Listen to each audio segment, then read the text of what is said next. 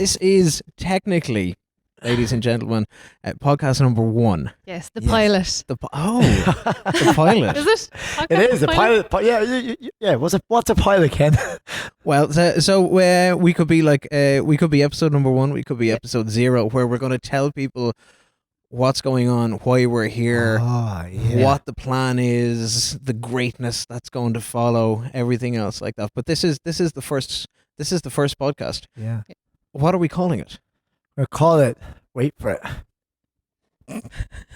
Your podcast. Hey. See what I did there? It's not just anyone's podcast. It's your No, there's a lot of podcasts out there, but this one is your podcast. This is legit. Okay. I wanted to call it Urban Chats, but we went with your podcast. Yeah. Okay. Well, that could be like a branch I'll off. use it. You'll see it along the way somewhere. in the wind up. Okay, so let's introduce ourselves for the purpose of the camera and the audio side of things. My name is Ken McGuire. I'm in the chair at the right hand side of the table, nursing a cappuccino in Urban Gym in New Ross of a lovely Monday afternoon. I'm joined by Urban Gym owners Andy and Marina Murphy, and we're going to be talking all things Urban Gym. Yes. All things urban, baby. All things urban. There's a lot going on. And it's the first thing that you notice. There is an awful lot going on. We're going to talk about the gym. We're going to get into your background. Yep. We're going to talk to the two of you about the formation of the gym, the work that goes into it, running things on a day-to-day level, building the membership, seeing how people have been getting on, what the plans are for the future. But in a nutshell, as we kind of we'll do a quick kind of let's go around the table and introduce ourselves. So me as what I do, I'm working in radio every day of the week. Radio is not a 5-day-a-week job. It'd be great if it was. It's definitely a 7-day-a-week job. So I present an afternoon radio show. We've worked together on the Rambling Rhinos podcast. Yes. I produce a food podcast called Ken on Food, and kind of audio and chats is what I do. What do you do? What do I do? Yeah, well, I guess 2 years ago, I'm Andy. I'm an MMA fighter, but now it's very much, I'm Andy. I'm kind of the owner of, co-owner here of Urban Gym. My whole life has revolved around health and fitness. And very much like helping people, really, health and fitness, but also helping people. That's definitely been my calling. Obviously, I'm passionate about MMA. Was passionate for years about athletics. Injury forced me to retire from athletics, and then that got me into the MMA kind of career. And then you couldn't really say that injury from MMA has led us to here. My whole background, I'm a graduate of WIT in recreation and sport management. Worked in numerous gyms around the southeast, going back from Greenbank Health and Leisure Club in Carlow as a 16-year-old kid, going in there, squeegeeing the pool deck and scrubbing saunas and steam rooms and all that, to graduating from college, getting a full-time job then in Greenbank Health and Leisure Club in Carlow, which was a fantastic gym, and kind of where I've built a lot of this element of Urban Gym. It was the first gym I was in where there's a real community feel, where I'd be working there with my best friend, Alan Butler, and for example, being on a Sunday, and people know that me and Alan are working on a Sunday, so they just come in and they just have a chill and a chat in the coffee dock. They'd be like, they could come in for a workout at say 11 o'clock, and they'd still be in that coffee dock at 7 o'clock with me and Alan having a coffee. It's not much of a workout, really. It's not much of a workout, but it was a great time. And sometimes people just come in for that headspace, just to have a bit of crack, bit of banter, the social aspect. They would get a workout in as well, but there's definitely that element. So even now, like, here is us having a chill, a chat, a coffee. The social aspect of leisure, I feel, is huge. So I learned that very, very early on in my career. I'm very grateful for that. Moving on from Greenbank, I the mad way I met my wife beside me here was in MMA. I had my 4 knee operations, and after years and years and years of running sub 2 minutes for 800 meters, sub 4 for 1500 meters, it was what I thought I would be going into. I thought I'd be, I got to represent Ireland at collegiate level at intervarsities, and at 21 years of age, I had my 4th knee operation in the space of 2 years, all from repetitive stress of just constant road running, competitive running, say you're 70 to 100 miles a week. My bones and joints hadn't obviously developed that much because I was still, from 13 up to 21. You're still quite young. You're still young, yeah. Oh, like if you, I'm a pretty lean guy anyway, but like if you knock off another 2 stone off me right now, that was me running, like, I had strong enough legs, but geez, my upper body, I struggled to get a barbell off my chest. But I was told at 21, by surgeon down in Alteven, it says, it's like this, Andy, if you keep doing what you're doing, running wise, you'll have arthritis by 30. And that was it was a tough call. I wanted to keep going, but when you hear that, you kind of, well, look, I don't want to have arthritis by 30. Sure. I'm 21, I'm not 71. So yeah, I kind of was, I took up MMA at 23 when I was in college in WAT. I think it was like 3rd year, and I always had an interest in combat sports. I'd been into karate as a kid, but I got back into it at 23. And I wanted to get back into combat sports in the element of I didn't want to do the same thing every day, because I'd spent 10 years of my life, literally no word of a lie. I'd get up in the morning, I'd go for a run, I'd go to school or I'd go to college, I'd go for a run, I'd go to bed. Friends and that would ask me, hey Andy, you coming out tonight? And I'd be like, no, I have a race in 8 weeks time, or no, I have a race in 10 weeks time. So what happens then is, like, everyone likes me when they're seeing me and they're chatting with me and they enjoy my company, which is lovely. But when nights out and events come around, no one's giving Andy a call because they know I'm going to say no because I've got a race and event. And that's all fine if you have the aspiration of being a professional athlete. But when it's all said and done, when that time is finished, who's going to be sat beside you on the couch, or who's going to be, with a mic in their hand here, talking to you? So I remember when I took up MMA at 23, I was like, you know what, I still want to enjoy my life. I want to do a few things. I want to do something where I'm doing something different every day, but it doesn't stop me from, being a young 23-year-old. So I took up MMA in Waterford. And after a year of training, like, I remember walking up the stairs of John Walsh's gym at Waterford Muay Thai, which was Waterford MMA as well at the time.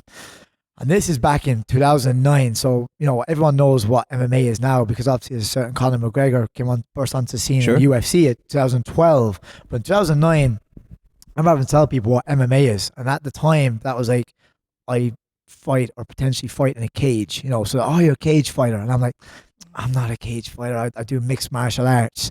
So you're trying to explain to the, random Joe what MMA is. And I always describe it as the decathlon of combat sports. You have to be good in every single area, like, yourself, because you're training in the jiu-jitsu now as well.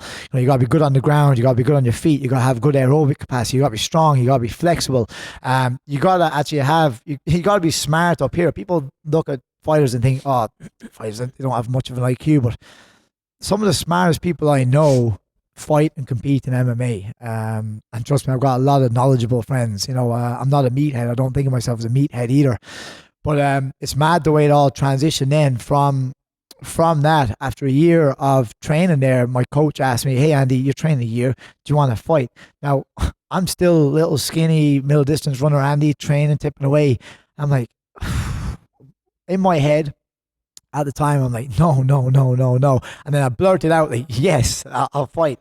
But I think a massive confidence part of it, or taking that fight, was because my coach had the confidence to ask me, do you want to take a fight? And any time I've trained, it's the same when I'm coaching here and training people here. I'm a perfect example is, let's give a box jump a go. So, I can't do that. But the fact that I'm saying you can do this, it puts in their head, he believes in me. He thinks I can do this. I've got this. I have it written here. You've got this.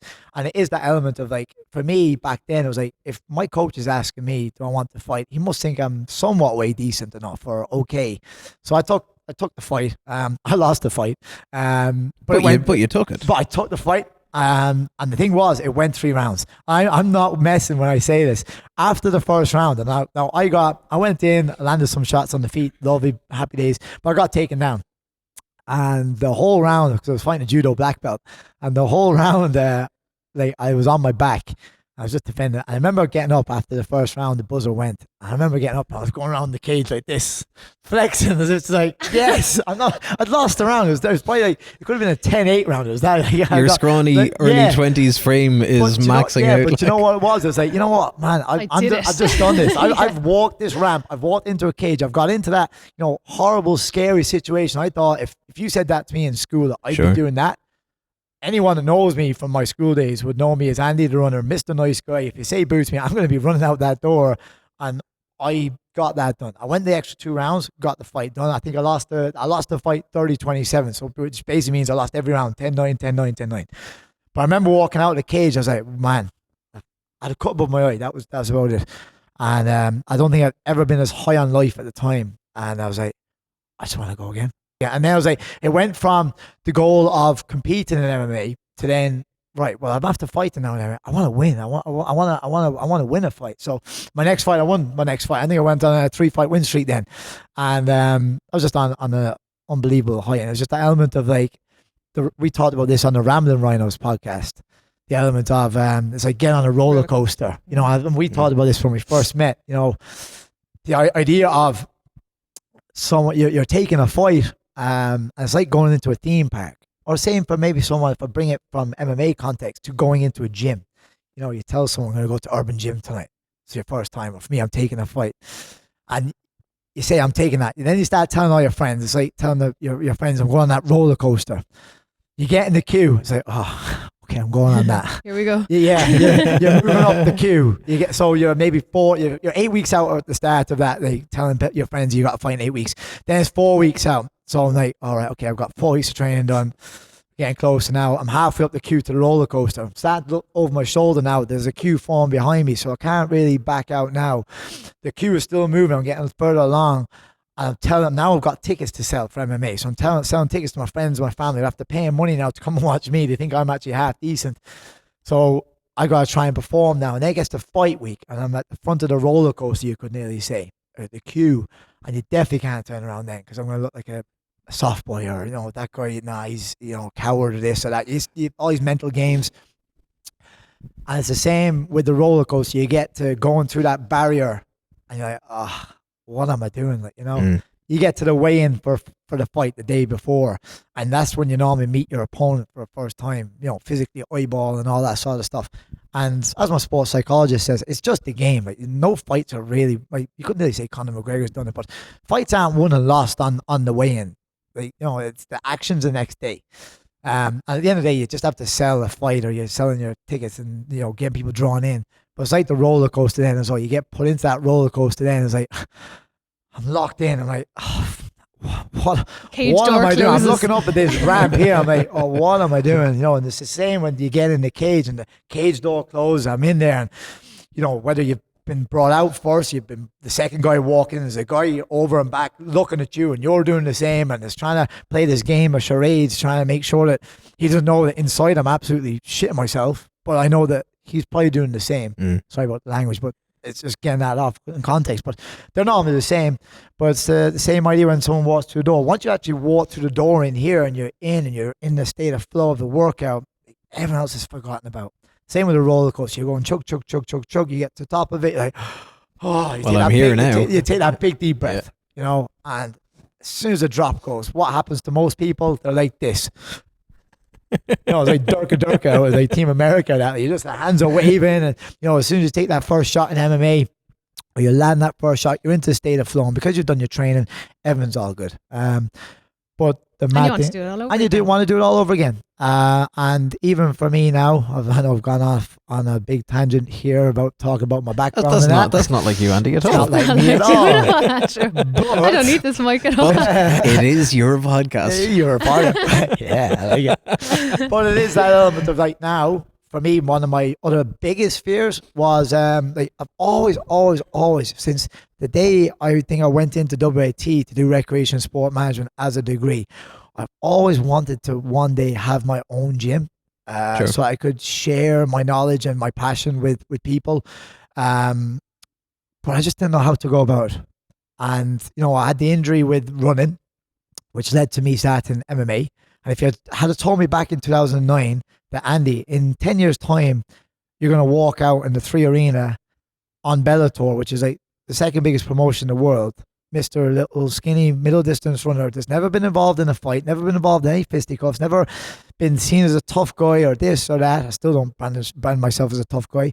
You're going to tell me I'm going to walk out in the 3 Arena, which is like, where Ed Sheeran comes and plays, or where, all these superstars, whenever they play in Ireland, they play in the 3 Arena, the SSE Arena in Belfast. I fought there on Bama.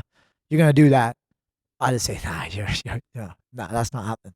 So I can't be one of them guys that sits here and says, I visualized walking out in the 3 Arena, because I didn't. I did when we went to watch Mick and Miles fight. I remember saying, they both fought in Bama 24. Sure. I was training with 2 lads and we were getting it going. And it was at that point then where I was in my last stage of my amateur career. I was like, I want to fight on that. And I was like, I think that was, I don't know if it was September or whatever. I said, I want to be on that.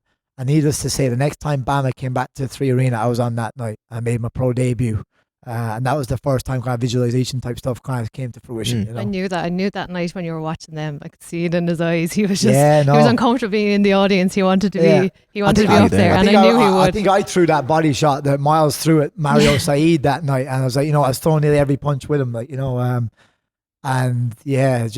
remember again, it came back to, I had my pro debut, I lost my pro debut. But what did I do after losing my pro debut was I made adjustments. I probably defeated myself before that fight mentally. I'd cut from 78 kilos 4 weeks out because I got the call to fight on Bama. I was meant to be fighting Keane Cowley, actually, would you believe, initially, at lightweight. And I was at 78 kilos right then. And Keane got injured. I think he did something to his hand. I think he broke his hand or that. So then I wasn't on the show. And then Miles rang me then 4 weeks out. I'm not even messing at the time. I was in... I was waiting to pick you up, actually. You were on a work night out, and I was there with the McDonald's. What about it? McDonald's in the car park. The Big Mac at the time, because I was eating my meat then. I had a Big Mac meal, and I was in the car with a Coke, and Miles rang me. He said, hey, Andy, we're back on Bama. I was like, oh, deadly, yes. I can, 70, deadly, mate. Instantly threw the Big Mac out the window. Yeah, no, I had it there. Exactly, no, I had it. And, Edit faster. And then Miles goes, no, you're fighting Richie Smullen. I was like, oh, lightweight, yeah. He goes, no, featherweight. I'd never fought at featherweight before, 66 kilos. I'm at 78. Wow. I looked at the burger, and I took one look. I was like, finished it, and then literally I went pure keto diet. That's like a 25-pound drop. Yeah, in 4 weeks. In 4 weeks. That's a lot. Is that the one with the really tough weight cut in the Kingfisher sauna? Was that one? That was in Greenbank. Now, I mean to say, I'm a nice guy. I like thinking of myself as a nice guy. I talk to everybody. But I remember there was aquarobics days. I was back in Greenbank. Miles walked in fashionably late. He was meant to meet me at 8 o'clock. He walked in at 9 o'clock, and I'm trying to cut weight. I'm dehydrated. There's one of the lads in the coffee dock going back to Greenbank. He's there with a big pizza in front of him, because that's the type of place it was. He goes, Andy, do you want a slice? One of the lads, Declan is his name. He goes, Andy, do you want a slice? I was like, no, I can't. I'm cutting weight.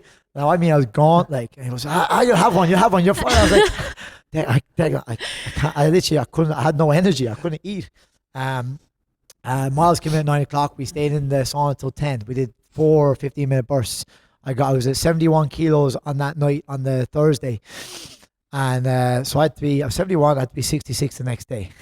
So I got out of the sauna at 60, said if we can get just under 69, we'll call it a night. So 60, I think it was 68.9. Woke up the next day. Now that night I didn't sleep that well at all. I was waking up, I had to go and get an ice cube, put the ice cube in the mouth just to get some moisture in. I was so dry. It was horrible. It was really horrible. Next morning woke up anyway, I think it was like 68 kilos. So still 2 kilos to cut. Met Miles. Oh no, I didn't meet Miles. I met Mick the next morning. And Mick, I'll tell you, Mick, we were in the sauna that morning, and Mick was literally lifting me up out of the sauna, getting out. I couldn't drink the water. There is a water dispenser, and people get the water. Didn't get that. Back in, back out. Made the weight. Mick drove us up, and I made weight. I made 65.9. My opponent didn't make weight, and we still took the fight anyway. So that was a learning lesson as well, because I should have been saying, get back in there. But because it was a pro debut, sure, I was just, I'm going to be professional. You're happy to be there. You're Well, I won't say happy to be there, but you know, you're making it. I've done my job, whatever, blah blah. No, I didn't do my job the next night. I lost the fight, and look, weight cuts, all that didn't have anything to do with it. I lost to the better man, but I made adjustments after that night, and did everything in terms of I got Richard Shannon on board, sports psychologist, phenomenal guy. He's helped me out hugely. He's played a big role in even having the belief to do this. You know, made the adjustments, won my next fight, did fantastic up in the SSC in Belfast with the first round stoppage, and thought my career was on an ascendancy then. I'm not messing, Ken, when I say it, I would have taken on anybody at that stage. I was so mentally strong. When I went to Team Alpha Male, then trained over there, I was getting sparred like Clay Guida, Darren Elkins. I was doing really well. You know, the fact, again, I go back to an Alpha Male going around, you pick your rounds for sparring. First week I was there, no one picked me. Not as in, people did pick me, but they weren't any of the UFC caliber guys. Why would they? They didn't know me at the time. But the following Wednesday I was there because I turned up every single day. I was there morning, mid-afternoon, evening, because I left Marina and my 1-year-old son at the time. Nathan was 1. So you bet your bottom dollar I was going to spend time on the mat. And the following Wednesday, same again. Got to spar day. Next minute, I'm running around doing the warm-up. And Clay Guida, big mad head of hair, one's like, "Hey, Irish, you got a 2." I'm like, I'm the only Irish guy here. A 2 so, what? Yeah, I got a 2. So in other words, I'm going to be round 2. You know, Darren Elkins comes over there, he's running around. "Hey, Andy," he's a big mad head. He's been hit I don't know how many times on his career. Like, he's just, you know, he's a tough dude. He's probably been involved in one of the biggest comebacks in MMA, Mirsad Bektic, when he finished him.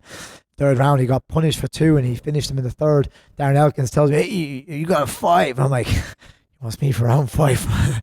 So again, you know, my mentality came back to, they would not be asking Andy, do I want a round if they did not think that I was going to be a good spar for them. Sure. And it gave me huge confidence. I came back, and look, what's happened since then has been a bit of a nightmare in terms of the MMA career, because I got rocked with a horrible vertigo 3 weeks out from my fight. I fought Dylan on Bellator, but I was meant to fight Dylan back on Bama 30, and look, most people know what happened with that. I got rocked with vertigo.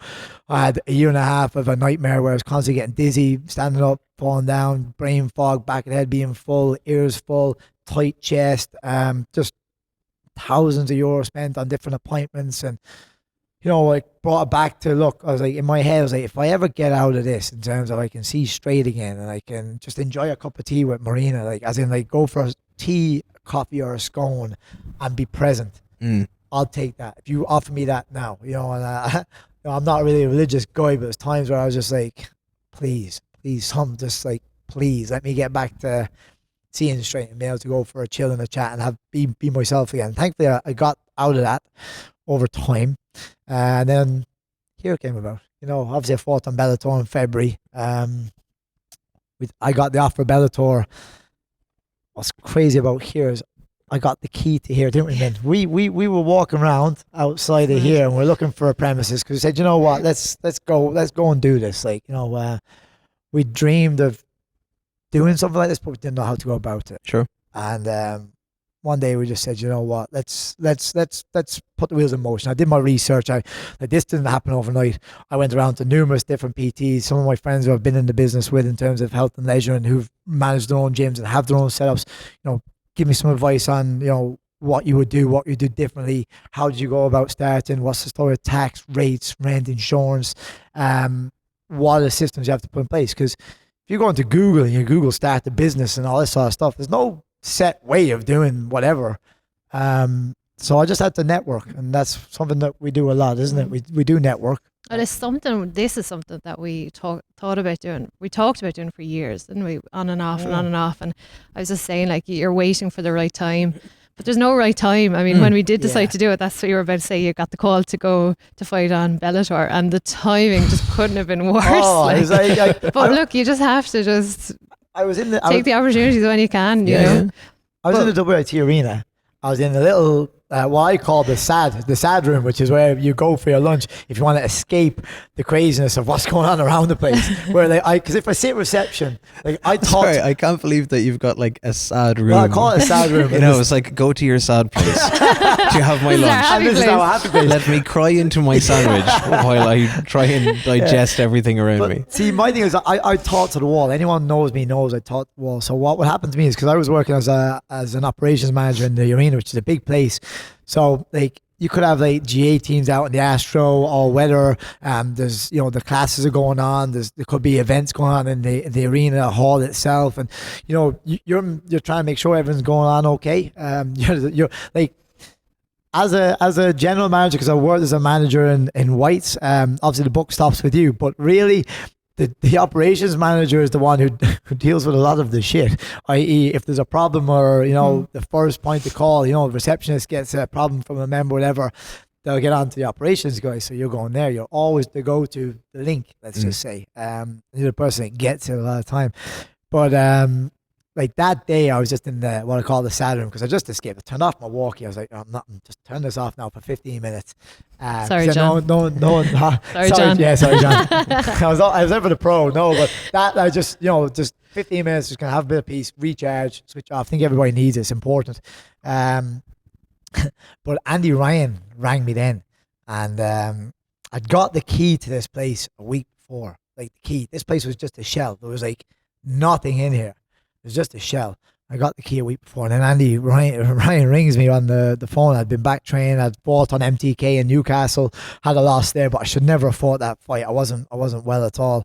Really, I had a broken toe, and the fog was still there. But I was craving that feeling again of being in competing. I was just hungry for that. But this time I was feeling a lot better. I was back training. I was going well, and Andy Ryan rings me. He goes, "Oh, right, Andy." I was like, "Hey, Andy, what's going on? You ready to fight?" In his Dublin accent. That's a Dublin accent, by the way. Sorry, and, Andy Ryan. language-wise, he's not like, you ready to fight. It's like, there's a few more words come on there. And I was like, yeah. I said, sure. Look, when are we going? What we're doing? And the next minute just goes, Bellator. And I was like, what? I think I just dropped. I think I started the way you were before we started this. I just started shaking. I was like, what? I was like, Bellator. Yeah. Like, Miles on the fight, lined up with Peter. He got that, so we were already training away. But it was Bellator. He goes, Dylan Logan. I was like, oh my god! So it's like this all coming to fruition here. I was like, but in my head, I was like, I'm just after getting a key to the fucking gym, and like I'm gonna be leaving this job at like no salary, and I've got to try and create this vision I have in my head for here. I've got to train twice a day, 6 days a week while doing this and working still in the arena. I've got Brooke, who's just born and she's 4 months old. I've got Nathan, who's 3. Any parent will tell you we love our kids, but my God, there's a lot of work parenting. And by the way, congratulations, Ken, because I know. Thank you very much. Coming up soon as well, yeah. See these bags, Ken? These weren't here, and these wrinkles weren't as Ken profound. did one podcast and was never seen again. Yeah, but how that all happened is just crazy. As Marina said, there's no right time. I said, you know what? I rang Marina straight after that. Obviously, I said to Andy, yep, let's do it. Let's just go. But it got to mid-January. I'm not messing now. I was, the way I felt was I was on a red light. I was like, I was in petrol-wise, diesel-wise in a car. I was operating, but I was starting to run on low. It was more, normally I look forward to events. I can't wait for them, but this was like, just get me to Bellator, get me that fight. Win, lose, whatever happens. I was still seeing Dan Healy, neurologist at the time too, and we had made an agreement. Look, Dan, let me take this fight. This is, he goes, look, I'm not here to tell you you can or you can't. You're a grown man, you can make your own decision. But he says, you promised me this will be your last one. I was like, look, win or lose, this is my last one. For me, I was like, whatever happens. And looking back, I wouldn't have done anything differently. I gave it my all. I gave everything I could to that fight camp. I know for the Kilpin fight, the win I had, all I had to do was focus on literally, I ate, slept, trained, and worked in the arena, and that was all I did. Whereas for this, I was eating, sleeping, training, trying to create here, trying to build here, sorting out, trying to get loan, like say the business side of stuff sorted. Training twice a day. Coming home as soon as I come back from a 2-hour trip to Dublin, I'm getting like Brooke handed to me straight away, or I'm getting Nathan's in. Daddy. There's no I'm not going to lie down here. I'm like, Jesus, can you just give me like half an hour to recharge my batteries, whatever. That just wasn't there. And I got to experience that lifestyle in Alpha Male where, people see the glamorous side of fighting in MMA, but fight week is glamorous. The fight is maybe glamorous. The whole arena and all that. But outside of that, it is hard work. And the other thing is, it is a job. I've got to over throughout my experience of, work as a fitness instructor, as an operations manager, as an assistant leisure center manager, as a leisure center manager, like everything has been done. So I was like, what is holding you back from doing this? The only thing that was holding me back was this. Was up there.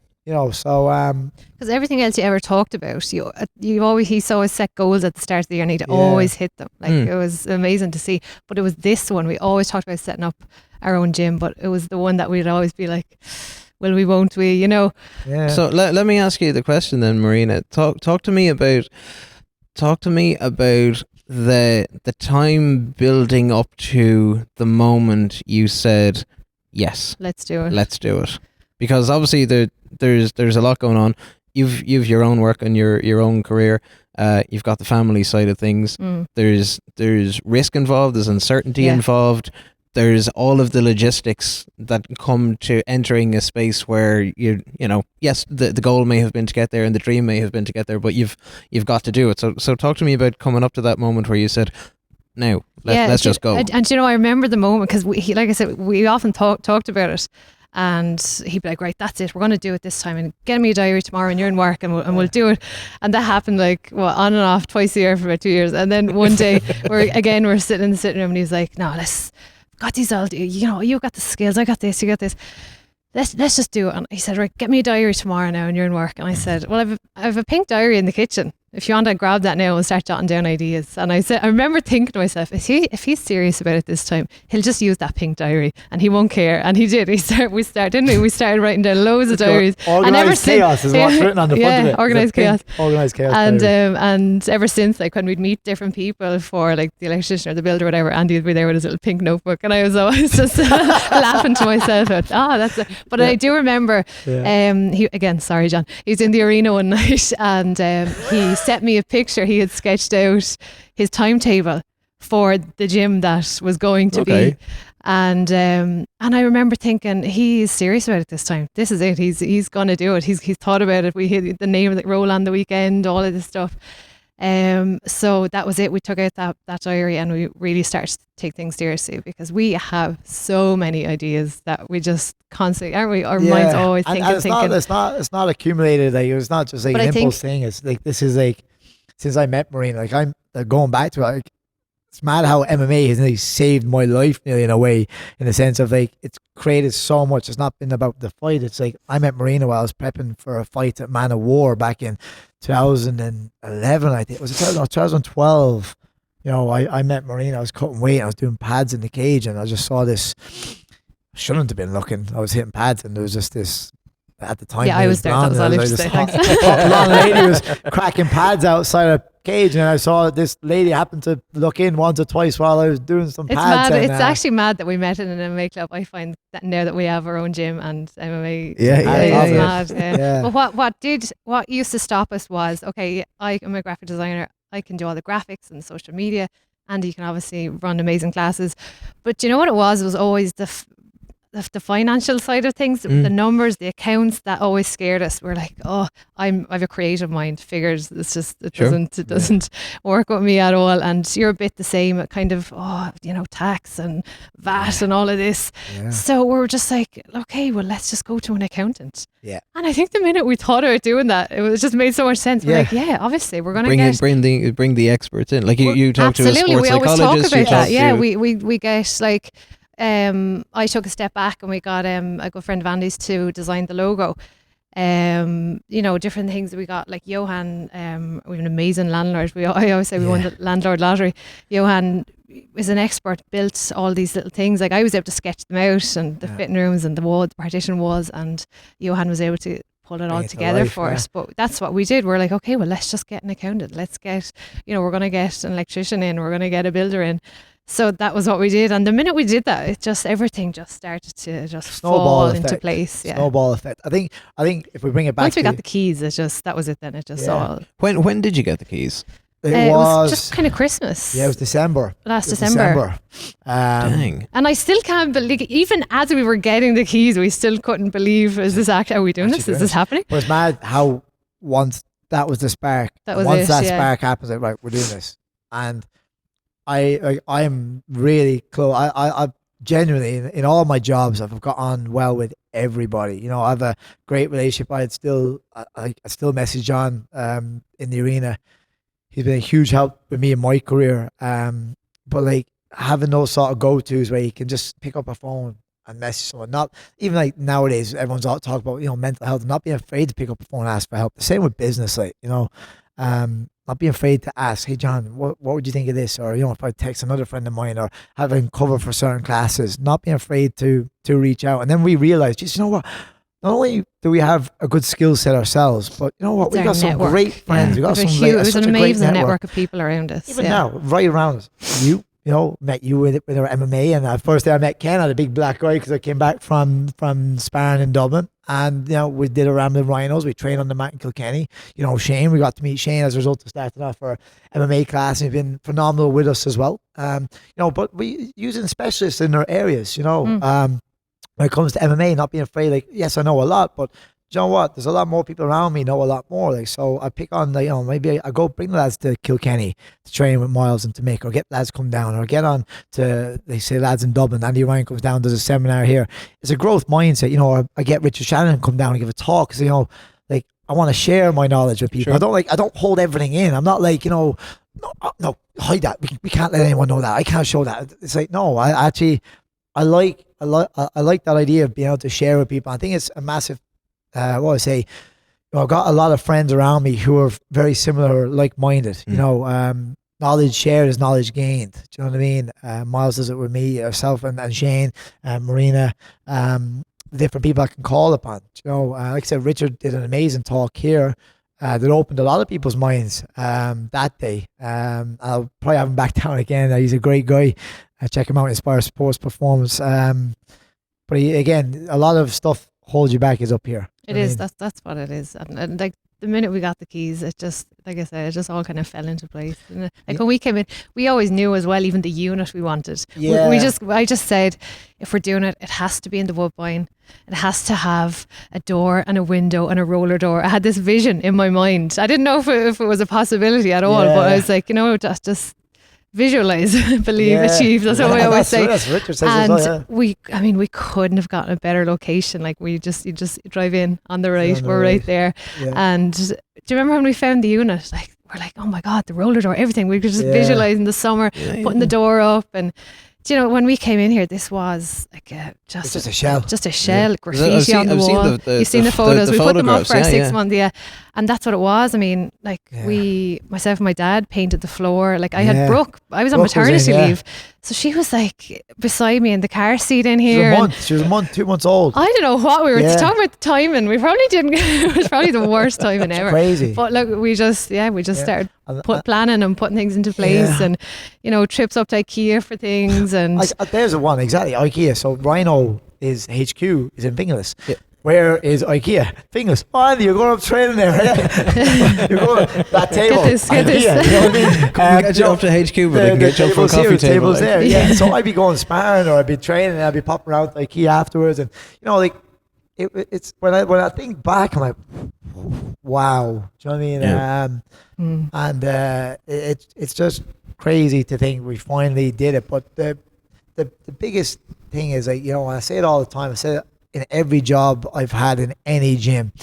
You can have the nicest gym and the nicest equipment, the best equipment, and the best, you know, whatever, the best of everything in your gym. But if the people aren't nice, if you know, the instructors aren't, if the place isn't clean, it's not tidy, the people aren't presentable, you don't get, you know, the eye contact coming through the door. Sure. Someone actually, you know, seeing that nervous person, because I've been that nervous person walking up the stairs to the MMA club.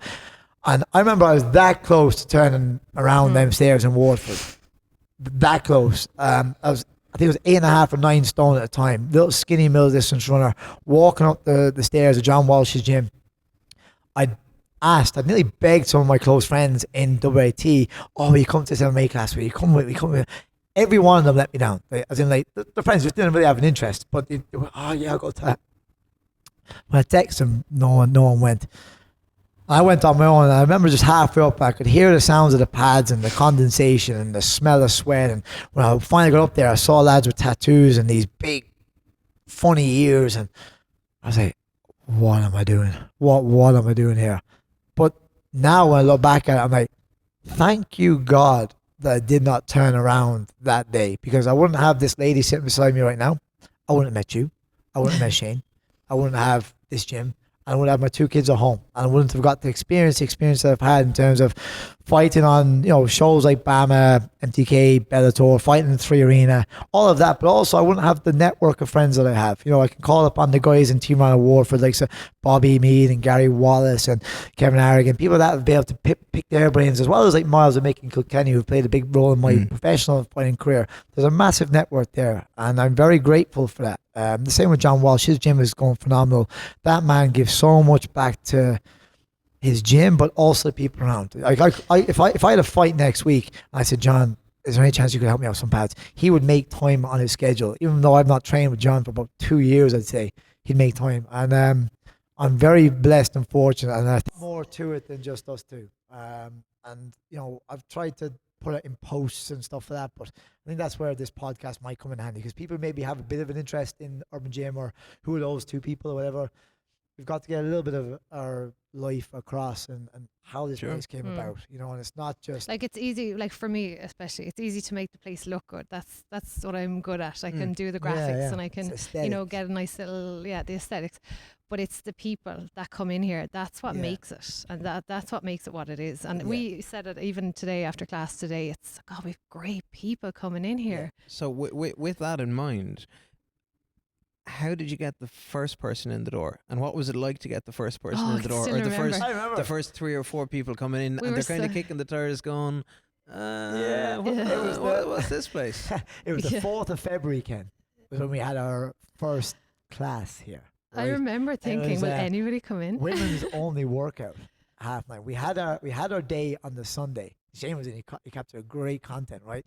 But even looking here now, with no coffee machine. Oh yeah, the MMA mats like on our launch day, there wasn't much here. Like our plan was, didn't have the rig. let's get it up and running, and let's add equipment bit by bit. Like every time, we get money in, we keep putting it back in. So we keep building, and we put the rig in, we get more weights, we get more boxes, whatever. We keep trying to add to it. But on the launch day, there wasn't that much here. It was just trying to get the place up and running. But I remember thinking, the first class, is there going to be anybody here? But I remember my mom was one of them, and then a lovely lady named Stella, who actually still comes. Still comes in, grabs lady. a coffee, full of chat. But I see, this is another thing with the experience side of things, right? I got to work in the fantastic facility that is the WIT Arena, multi-million-pound gym, like, from the very start when that gym opened, right? So this is like massive gym, loads of equipment, thousands upon thousands of euro worth of gym equipment. And I was going in teaching spin classes. There might be just one person walk into a spin. 20 odd bikes there. One person walks in. I still teach it. Why? Because that one person comes in, they've came in, they've given up their time. I'm there anyway. I enjoy teaching. I was using my own fitness too.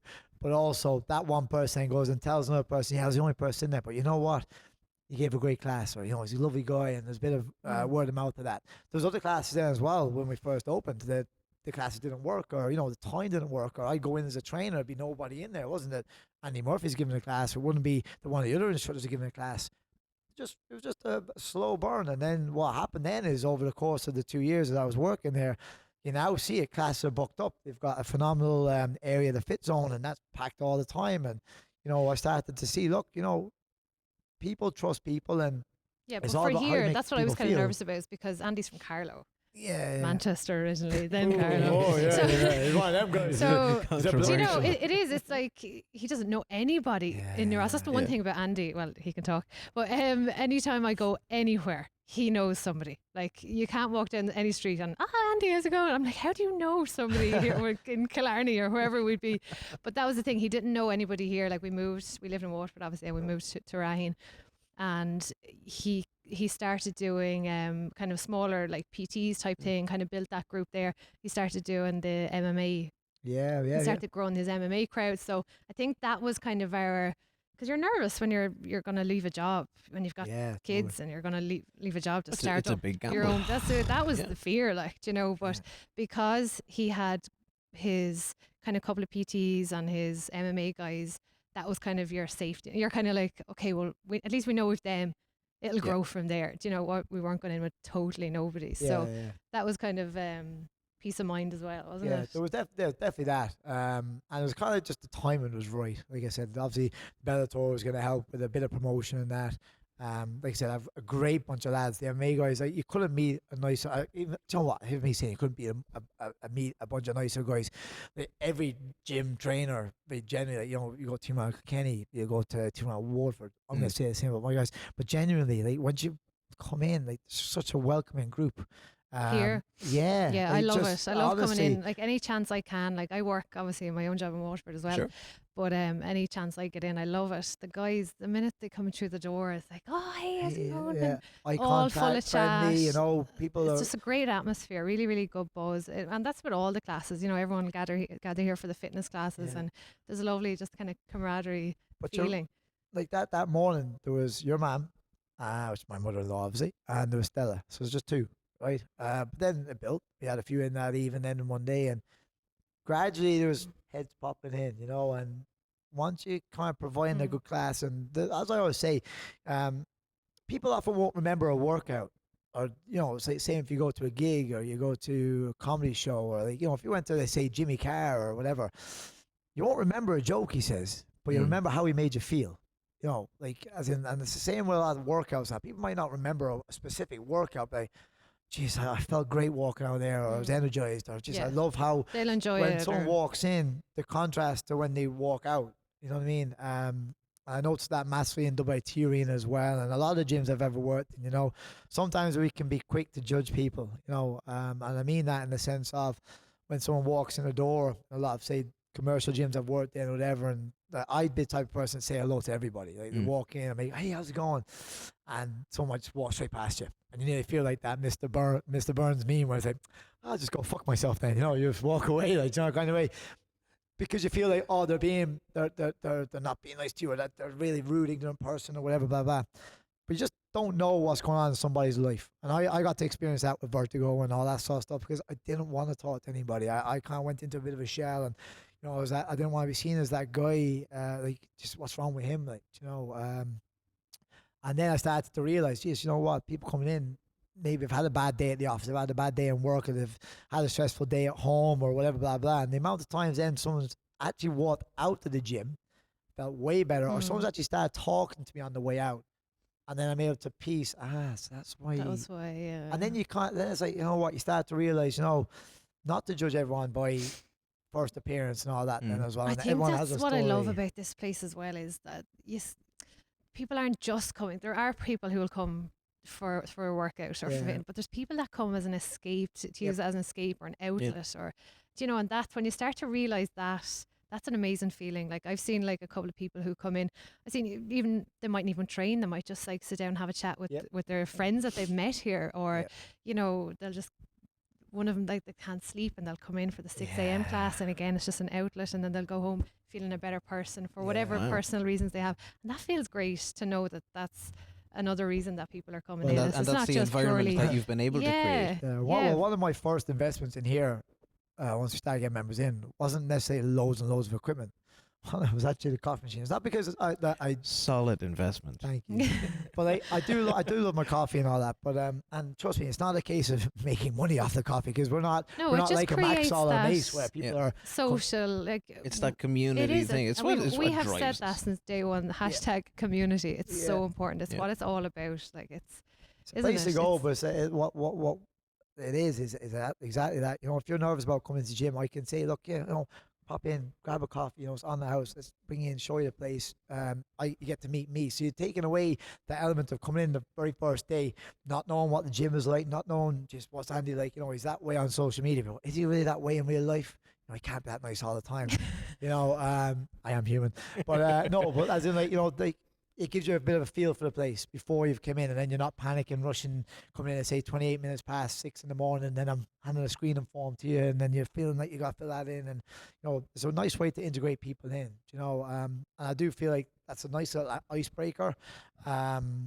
And we've generally seen loads of friendships been made here as well, which is Yeah, great. like people 'Cause going like I out that said, haven't met before here, and they're going out and tagging, and it's like, we start to see that. You'd see people like going out on nights out, or like girls, they've got their own like little groups and stuff, and their little Yeah. Facebook or their WhatsApp groups and all, and that's amazing to see as well. To see the nice. little friendships being. networking. And again, it's even like this today, like, being able to have like. Can you here imagine and if we, like us, the way we met? Imagine if there was like a couple Ah, that met yeah, you. first romantic kind of one. Your Yeah. wedding. Come on in, yeah. Yeah, I can see it But now. You were, 'cause Yeah. you were talking, We're we're talking about the future ideas, but you change it around. You put in Yeah. a little organ in the corner. All of a sudden, there's Yeah. confetti. It's like perfect wedding venue on the Well, outskirts of near us. Speaking of weddings, we were at a wedding the weekend, and the mad thing about it is, like, 2 years ago, if I was at that wedding at the Yeah. weekend, I would have only known Marina's side of the family, because all I did 2 years ago in this area was I was literally getting up in the morning, drop the kids.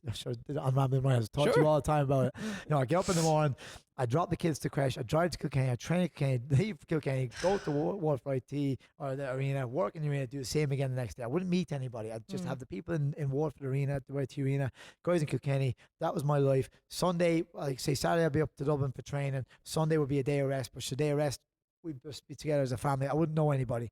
Now, I went to a wedding at the weekend, and I practically knew half the people there. Yeah, so and it was a lovely, girl like. that trains here, Olga. Like, She's a member Congratulations, since. by the way, Olga. No, Congratulations, what a guys. great day it was. Actually lovely. So he's my first cousin, and Olga is a member here since day one. And then we started to realize, oh yeah, Pauline will be at the wedding. Oh, Matty will be at the wedding. Yeah. it's not just like family now. It's Yeah, like we yeah. still loads of members, which again is lovely It to just see. adds to it. We've got 2 young kids, and it's just lovely that the area really feels like a home now. It's not like somewhere I just go to sleep and wake up. Which felt like you're in bike camp sometimes all the time. It's Sure. like, Yeah, if you think you like a year ago walking down the street near us, you wouldn't know wouldn't know anybody. it. Whereas And- now, it's like all the shops, bar in the bakehouse. Hey. You got But- Man about town. Bridget. Yeah. no, but without looking for that kind of like, it's not nothing or that element. It's it's just knowing people, it's meeting just people. there's a lot to be said for it. And I guess that's where things like isolation and that, like, you can see that would affect people, and like not having someone to go to, and certainly mental health issues and stuff like that. But I feel like here is now an outlet for people to come, talk, have the crack, have the banter, get a picture taken, check in, all that sort of stuff. It's pretty relevant. It's trying to be pretty cool. But also, like I said, for me, I just love it. Like I think it was Thursday, and I was going down, and I was getting just like with Nathan getting a smoothie down in Nutshell, and Phil's there, and I'm having the crack with Phil, and I'm going across the barber in the bakehouse, and I'm getting like a cake made, and like things are personalised by Cora It's then. just And the whole community feeling, which when you've not had it, and then we you wouldn't have know it, half of those only for this place. No, it's great. yeah, it's lovely. But I think and for future growth with a lot of ideas, and there's a lot of things we want to do and we keep trying to do, but it's just the two of us. So like at the moment, Yeah. it's just the two of us. So that's the thing as well. We've done, as Obama would have said, a lot done, More to do. And there's It's a lot of true things we though, want to do, and it's just the element of giving back. And even for me, from my career now, that's what I'm doing in here. I'm giving back. I've had my 4 knee operations from running, so I know how good running is for the body, but I know how bad it is. I can help people. I had massive shout out to Alison Bennett finishing her first marathon this weekend. Phenomenal running as well. But there's, being able to guide people a little bit in terms of learning from the mistakes that I made. Like if I had not had those 4 knee operations, or if I'd done a bit of strength and condition, hadn't ran on the road as much as an underage, I'd probably still be running right now. Maybe if I didn't take as many headshots sparring, doing all the hard sparring early days in MMA, maybe I'd be a little bit further up the ranks than I am now. Maybe I'd be a bit more, I wouldn't have had that issue with vertigo and all that sort of crack. I don't know. Sure, but you can't live your life by can't live maybes. Exactly, you can't. And that's my point. So it's like, what I try and do is the same with the MMA guys, we don't do hard sparring. We do hard wrestling. We grapple, we roll, we push, we get our heart rate up, we work. But they're going home and they're buzzing. They're leaving with good high endorphins. There's no one getting hurt in there. And then when they go into competition, they're ready. We go up to Rhino, we go to Kilkenny. Then lads who want to get their hardest sparring, we can get that done, but it's controlled. And again, I'm doing it in such a way that I want to help people. The same way people were running, the same way health and fitness. This is one thing I definitely want to get across on the podcast. The idea that not every workout has to be a killer.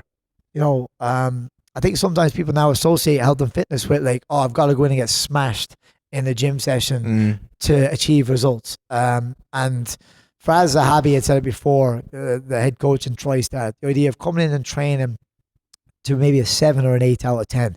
Leaving with a little bit more in the tank so that you can train again tomorrow. You can come in the following day, the day after, whatever. Because if you come in, say, on a Monday, and I tell you, okay, we're going to do as many reps as we can of your pull-ups today, and say if I put a gun to your head, you're at 10, but you cannot do the 11th, even with my gun to your head, right? Tomorrow you wake up, you're going to be stiff, you're going to be sore. Wednesday, you were planning on coming back into gym Wednesday, you're still stiff and you're still sore, so you can't come back in Wednesday because you got that delayed onset muscle soreness. Thursday you come back in, and now, okay, you do pull-ups again, I try and max it out, but you only get to 6 this time because your muscles are still fatigued, they're still sore. So you got 16 pull-ups done by Thursday, but then you're still sore again Friday, Saturday, gets to Sunday, I'll leave it till Monday. You've got 16 pull-ups done. Whereas if you come in, say for example, you come in here on the Monday, you get a bit of a workout, you get a bit of red face, shoulders, breath, you get your sweat, you feel good, you leave. Just, I felt good there. I'm looking forward to tomorrow. I'm going to be back in on Wednesday. You get maybe 6 pull-ups done. You come in say you come in 5 days that week and you get 6 pull-ups done. You could have done 7 or 8, but you get 6. By the end of that week, you've got 30 pull-ups done. Compared to that Mr. or Mrs. that came in and maxed out and they've only got 16 done. So you do volume over time for the course of the year and you're getting 6 done a day, right? But then you have the element of progression overload where because that 6 last week was easy for 6 all the time, now we'll move you to a 7. You get that, and that gets a bit easier. So your volume increases over that time. So already you've got way more over the course of that year than that person who comes in and kills himself twice in a week. So that's what I'm trying to get across to people, and it's how I laid out my class timetable here. On a Monday, we get a bit of red face, shoulders, breath, and sweat going because it's the weekend's been and gone. So we get a mix of like your resistance and your cardio. Tuesday, early mornings and the evenings, we get like our HIIT, we get our urban box. So you can get the blood flow going. So if you've got any stiffness from the Monday, you get to loosen out, you get the blood flow going. Wednesday, we have our strength day where you get to really learn fundamental lifts, like how to deadlift, how to squat, how to maybe bench, and how to do it properly. It doesn't matter if you're an Olympic lifter or like some guy's been to the power lift or whatever. You come in and you lift your capabilities, or if you've never lifted before, you lift your capabilities and you work in a nice group environment of 3s. We all help each other out. I cap the class at 16 so I can really keep my eye on people, make you feel comfortable. And then gains are made over that 6 weeks. We change the program up every 6 weeks. So you're not learning loads of new moves and that you forget. You're getting to stick to the same regime for that 6 weeks where you learn that. Thursday, you might have got a bit of stiffness from the day before strength, and you come in, you get your HIIT training done, you get your urban box, or if you want to do MMA, BJJ, you get that in, so you get your sweat. Friday, then we have our Pilates in the morning, so it's a nice end to the week. You get a bit of core work, bit of mobility, you zen out, you switch off. I put it there as much for myself as I did for members. It's 45 minutes, I put the phone down, no one gets in touch with me, I can't message anyone. I'm just switched off. I'm in the moment. Friday night we do a rolling. Saturday's a boot camp. No one's in a big mad rush on a Saturday. People come in, have a coffee, chill, chat, relax. We got a good class going. I mix up on the mats here on the fireside to show some boxing and bits and pieces. We come in here, get our conditioning. And it's just a feel good factor. And you know what? Sunday we have a complete rest day because your rest is as important as your training. And it's nice to have a switch off, get some family time, unwind, go do whatever you want to do. You don't we have a gym here. But it's not all about gym work. You can get out and do your activity as well. Well, that's a pretty good rundown of the timetable, and knowing that we're just about hitting our time well. Marina, last question to you: if the podcast, say this episode of the podcast, is somebody's first experience of the gym, and they've not walked in the door, what is the experience you want them to be left with when they do walk in the door? What is the experience I want them to be left with? Well, I suppose I don't know. Will I answer it? Yeah.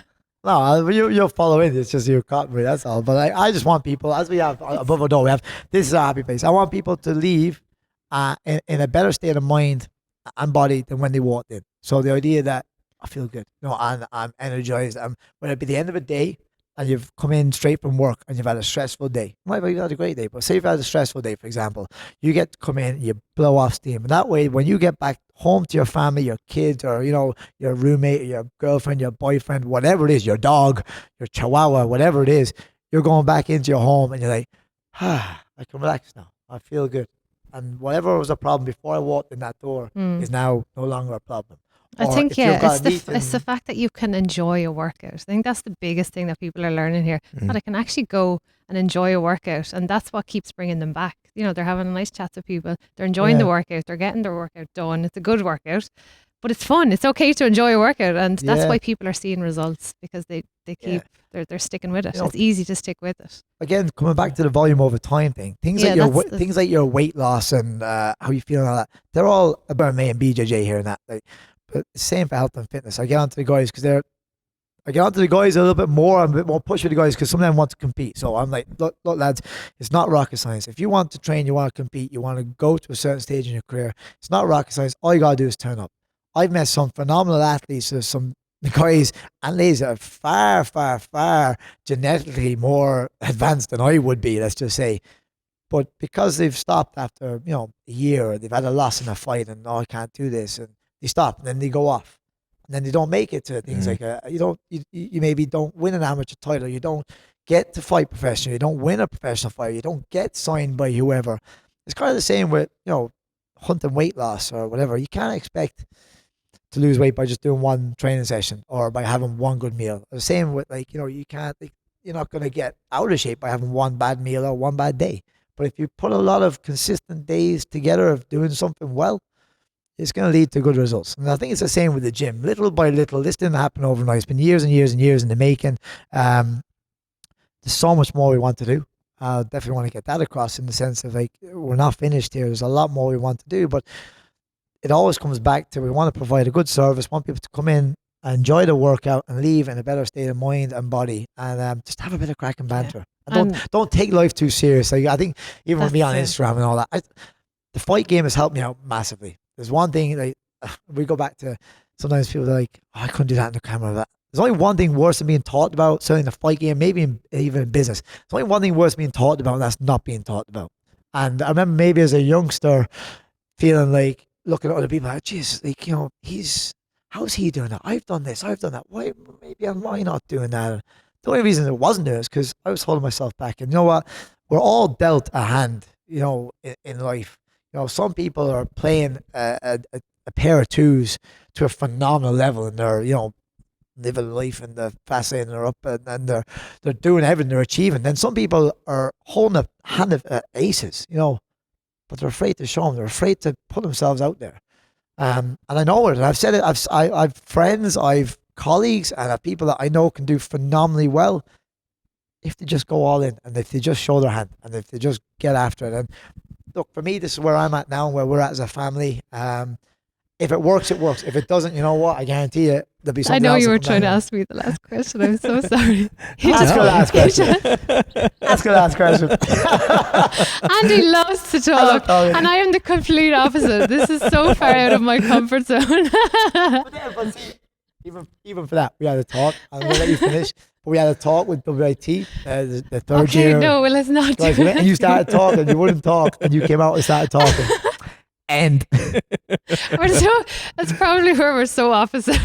I'm going to leave the mic over here.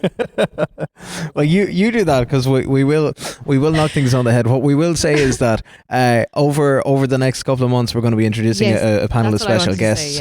No, I just wanted to say that to get that across. I won't be here the whole time. We will have guests on, and we've got some really good guests lined up that I really can't wait to get them in and to hear from them as well.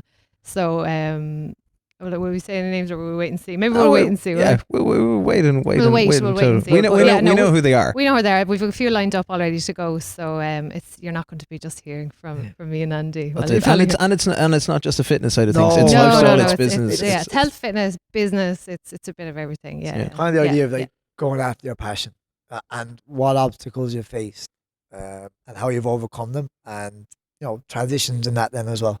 A lot of our stuff it can relate to business and life and fitness. It all relates. Yeah. So, what's your passion? That's going to be the question. Yeah. So before we wrap it up, if people want to find out more about Urban Gym, we know they can technically now-ish maybe perhaps subscribe to the podcast and get in on the episodes. Yes. But contact details, where to reach it, how to book, how to get into a class. Yeah, well, we have our website, urbangym.ie. Great website, and we have our Instagram page and our Facebook page as well. So any of those, you can just email, you can send us a message on either of those two. Yeah.